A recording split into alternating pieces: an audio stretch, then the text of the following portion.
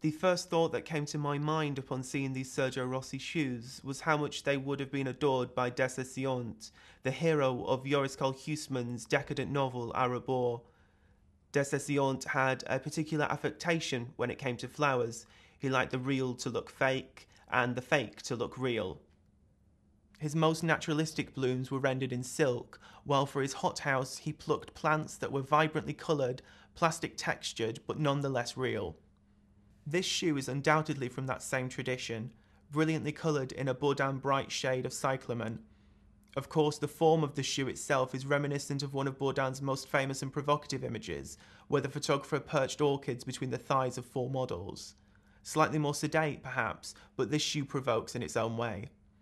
In the system of objects, Jean Baudrillard pays particular attention to the atmospheric value of colour, with special reference to clothing.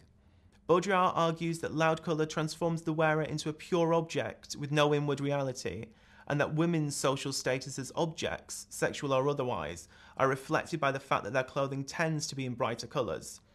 But could you really see a woman wearing these shoes as a passive commodity, a sex object? Hardly. A woman wearing these shoes could never be objectified, speaking as they do of assurance and confidence, and danger.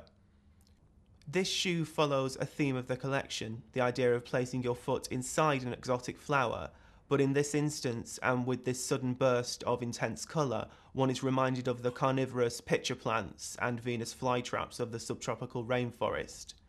There's a frisson of danger in placing your foot inside of this flower, but as with the prey of the plants, the urge is almost irresistible.